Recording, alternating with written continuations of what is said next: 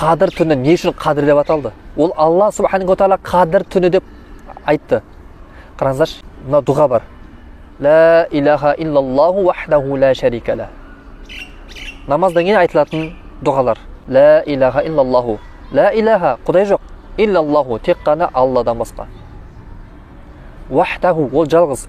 Ла шарика ла, вахдаху ла шарика ла. Ол жалғыз, және оның ешқандай серігі жоқ.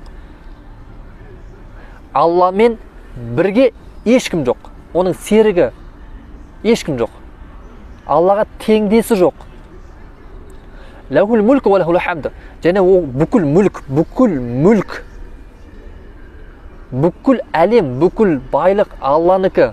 Лахул мүлк ва лахул хамд. Және барлық мақтау Аллаға тән. Ва хуа аля кулли шайин қадир. Және ол бүкіл нәрседен қадірлі. Бүкіл нәрседен қадірлі. Яғни біздің жаратушы иеміз, Тәңіріміз, Құдайымыз қадірлі. Алла қадірлі. Және Алла субханаху тағала пайғамбар, мысалы, Құранда 25 пайғамбарды атаған. Сол 25 пайғамбарлардың ішіндегі қадірлісі бар. Енді бүкіл пайғамбарлар Алланың сүйікті құлдары. Бірақ сол пайғамбарлардың ішіндегі ең төресі, қадірлісі бар. Ол Мұхаммед пайғамбар, саллаллаху алейхи уассалам. Алланың оған игілігімен сәне болсын. Алла қадірлі. Және Алла тағала пайғамбарлардың ішіндегі Мұхаммед пайғамбарымызды қадірлі етті. Қаншама күндер бар. Жұма қадірлі. Және Рамазан айында қаншама түндер бар. Сол түндердің ішіндегі Рамазан айының соңғы 10 түннің ішіндегі қадір түні қадірлі. Әлемде кітап көп. Алладан 4 кітап түсті дейміз. Және сол кітаптардың ішіндегі ең қадірлісі Құран. Қараңшы, періштелер бар, бірақ сол періштелердің ішіндегі ең қадірлісі Жәбрил алейхиссалам. Жәбрил періште. Сонда қараңшы, қадірлі Құдай, қадірлі пайғамбарына, қадірлі айдың ішінде, қадірлі түндердің кез келген түн бар ғой, бірақ солардың ішіндегі ең қадірлі деп қастерлеп қойған қасиетті түндер бар, бірақ солардың ішіндегі ең қадірлісі қадір түнінде қасиетті, яғни қадірлі кітапты қадірлі пайғамбарға, қадірлі айдың ішінде қадірлі Құдай түсіріп отыр ғой. Субханалла. Не үшін қадір түні деп аталған түсіндік па? Барлығы қадірлі ғой. Алла қадірлі, пайғамбар қадірлі, кітап қадірлі, ай қадірлі. Міне, субханалла. Не үшін қадір деп аталған болатын болса, жауабы осы екен. Алла субханаху тағала осылай көтерген. Өзінің сөзін, Алла субханаху тағала өзінің сөзін қадірлеп, қастерлеп, осылай дәрежесін көтерген екен да. Ерекшеленіп, басқа уақытқа қараған кезде, басқа айға қараған кезде, басқа пайғамбарларға қараған кезде ерекшеленіп, әрқайсысын осылай қадірлеген. Субханалла. Аллаға мақтау болсын. Енді осы қадірлі түнде сізбенен біз қадірлі болуымыз керек, құрметті бауырлар. Қадірлі айда біз қадірлі болып жүрейік. Қадірлі түнде қадірлі амалдар жасайық.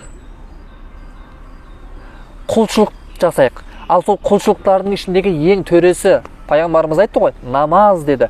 Осы 5 күндік жалған дүниеде көзімнің қарашығындай қатты жақсы көрген нәрсем ол намаз деді.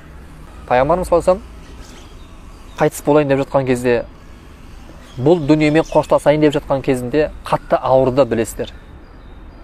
Айша анамыздың аяғына басын қойып жатқан еді, қатты терлеп, есінен кетіп, есіне келіп, қатты қинап жатқан кезде, есінен кетіп, қайтадан бір келген кезінде ас-сола деген екен.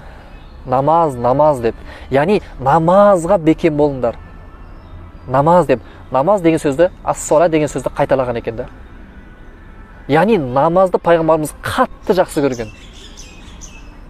Субханалла. Қадір түнінде білесіздер, барша мұсылман жамағаты Алланың үйіне, мешітке барады. Мешітке барады да мұсылмандармен бірге құлшылық жасайды. Мысалы, сіз не істеуіңізге болады қадір түнде? Құран кітап оқыңыз. Құранды арабшасымен оқи алмасаңыз, қазақша мағынасын оқыңыз. Жалпы білім алыңыз. Пайғамбарымыздың өмір баянын оқыңыз. Уағыздар тыңдаңыз. Жалпы қадір түнде кез үйде болсаңыз да болады, бірақ мешітке барғаныңыз абзал болады. 10-ақ күн қалды ғой. 10 күн бойы жалпы мешітке баруды әдеттендіріңіз өзіңізге.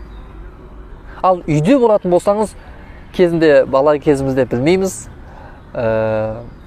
қарындасым екеуміз қадір түнін күзетейік деп, бір ұйықтамайық деп отырғандығымыз бар еді, бірақ ол кезде білмейміз ғой.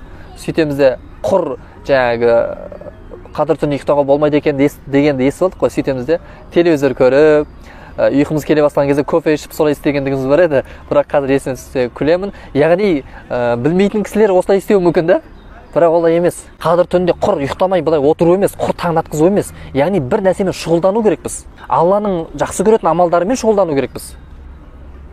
Жаңағындай намаз оқуға, әрдайым намаз оқуға шамаңыз келмесе, кітап оқыңыз, уағыздар тыңдаңыз.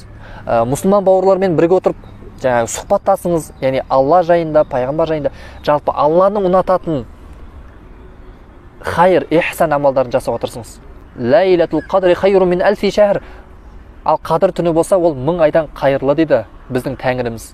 1000 айдан қайырлы болған қадір түнінде біз барынша жаңағы намаз оқумен, Құран оқумен, садақа берумен, 200 теңге берсеңіз де, 500 теңге берсеңіз де, шамаңыздың келгенінше бір мұқтаж, яғни шынайы мұқтаж адамдарға жәрдем берсеңіз, 1000 ай құлшылық жасаумен, 1000 ай садақа берумен, 1000 ай намаз оқумен, 1000 ай құлшылық жасағанмен тең дейді, субханалла. Осыны біз ескеруіміз керек, біз сараң болмамыз керек. Осындай бір мүмкіншіліктен, осындай нығметтен құр қалмайықшы, құрметті бауырлар. Өйткені Рамазан біткеннен кейін келесі Рамазан айына аман-есен жетеміз бе, оны бір Құдай біледі. Субханалла. Сондықтан, құрметті бауырлар, Алла баршамызға разы болсын. Айтқан уағызымызға да, тыңдаған сіздерге де Алла Тағала берекесін беріп, сауаптан жасын, күнә қате кемшіліктерімізді кешірсін иншалла. Субханакаллахумма бихамдика ашхаду ан ла илаха илля анта астағфирука ва атубу илейк.